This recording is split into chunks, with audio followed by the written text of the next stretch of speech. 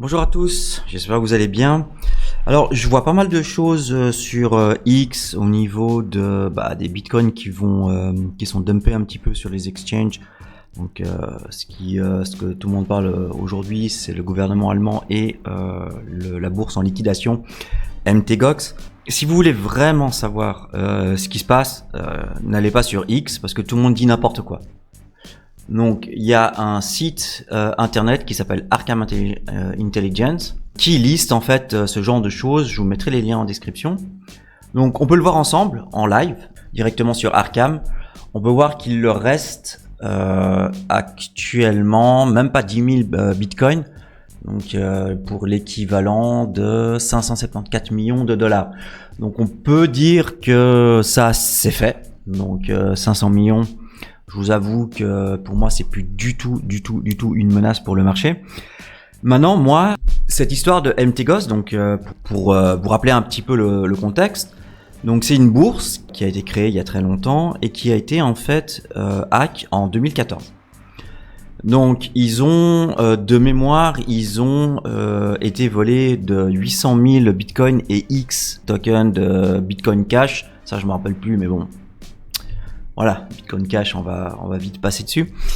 Je sais que donc ils ont récupéré à peu près 200 000 bitcoins, mais c'est vrai en 2014, le bitcoin valait, je crois, 600 $.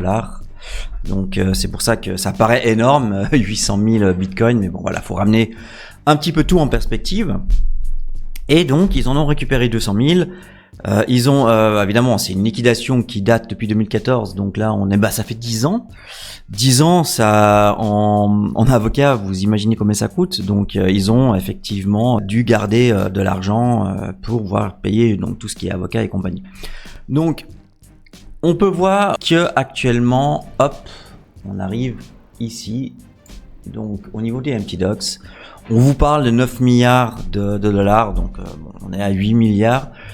Donc, il y a 138 000 bitcoins. Arrêtez de croire n'importe quoi parce que si vous regardez ici, que je vais mettre un petit peu plus à droite, il n'y a rien qui a bougé. La dernière fois qu'il y a eu un mouvement, c'était le 24 mars 2018. Et depuis, rien. Sûrement qu'ils ont vendu à ce moment-là pour sûrement payer les avocats. Donc, vous voyez bien que, voilà, il y a eu quasiment aucun transfert, vous pouvez voir. Je sais qu'ils ont balancé 47 000, voilà, ils sont là. Donc il y a une semaine, ils avaient transféré, c'est la première partie pour les premiers créanciers. Alors, on peut aller un petit peu plus voir dans les détails. Donc si on prend un mois, vous voyez bien qu'il y a quasiment, on est passé de 142 à 139 000 bitcoins. Donc il y a absolument rien qui se passe.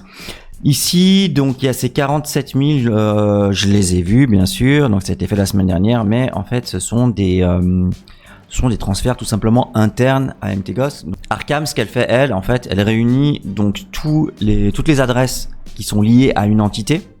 Alors évidemment, c'est possible que dans certains cas, Arkham ne peut pas connaître toutes les adresses d'une seule entité.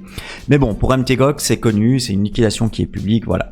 Donc, pour l'instant, il n'y a pas besoin de s'alarmer. Lorsque MTGOX commencera à envoyer à l'extérieur de leur adresse d'entité, c'est là qu'il faudra se poser la question. Et de toute façon, je sais qu'ils vont faire ça de manière sur plusieurs mois. Donc, il y aura une échelle de paiement. Et voilà, donc tout ne va pas partir en même temps. On a eu la chance en fait de voir avec justement le gouvernement allemand qui avait à peu près pour un peu moins de 3 milliards. Eux, ils sont allés comme un bourrin, hein, donc ils ont vendu en 2 semaines, ils ont quasiment, enfin voilà, donc tous les jours ils vendent. Donc si on remet à l'échelle MTGOX, à l'échelle du gouvernement allemand, qui en plus va se faire sur plusieurs mois.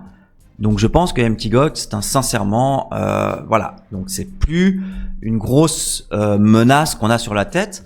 Pour moi, qui suis dans les cryptos depuis 2007, on avait toujours cette menace en fait, on avait toujours cette épée de Damoclès, j'appelle ça comme ça, une épée de Damoclès. On ne savait pas justement à quelle fréquence ils allaient rembourser, quand ils allaient rembourser. Maintenant on le sait. Je crois pas qu'il y ait autant d'épées de Damoclès actuellement au niveau du nombre de Bitcoin plus puissante que Mt. Gox. Alors il y a le gouvernement américain qui en a, mais lui je sais que pour l'instant ils en parlent pas de le vendre. Mais je crois que c'est tout à peu près. Il y avait la Chine qui en avait énormément, mais il leur en reste plus beaucoup non plus. Donc eux c'est déjà fait, ils ont déjà quasiment tout vendu. Donc en fait si vous voulez c'est à l'époque. Donc là quand on parle de liquidation ou quand on parle de saisie qui ont été faits il y a quelques années. Donc évidemment, je pense que Mt. Gox c'est un petit peu justement le meilleur exemple. C'est qu'il y a 10 ans, quand le Bitcoin valait 800 ou 600 $, on avait beaucoup de nombre de Bitcoin qui aujourd'hui est énorme. Mais si vous ramenez ça à l'échelle de temps de maintenant, c'est-à-dire que si vous avez une liquidation qui a 2 ans, il y aura beaucoup moins de nombre de Bitcoin qui seront saisis ou retrouvés, etc. Donc, les vieilles affaires qui comportent des très grands nombres de Bitcoin, je pense que Mt. Gox, pour moi, c'était la dernière. Il reste ce fameux portefeuille d'1 million de Bitcoin qui, soi-disant, serait à Satoshi Nakamoto, qui pourrait être l'ultime portefeuille en nombre de Bitcoin qui pourrait tout casser sur le Bitcoin. Bon, voilà. Je pense que Satoshi, soit il est plus vivant, soit il a tourné la page, j'en sais rien, mais voilà. Donc pour moi, Mt. Gox était la dernière grosse inconnue, qui n'en est plus une aujourd'hui. Donc je pense qu'il ne faut plus paniquer, parce que les liquidateurs vont bien faire les choses. Ils ont prévu justement les remboursements étalés dans le temps pour justement pas crash le marché. Et au pire, il y a le marché OTC, donc de gré à gré, qui est fait directement entre gros investisseurs qui ne passent pas par des bourses, donc qui n'influencent pas le cours du Bitcoin sur les exchanges. Voilà, donc tous les liens sont en description et j'espère que maintenant vous en savez un petit peu plus. Et pour Mt. Gox, vous n'avez plus qu'à de temps en temps regarder les mouvements si jamais il y a des grosses sorties. Voilà, à plus les amis.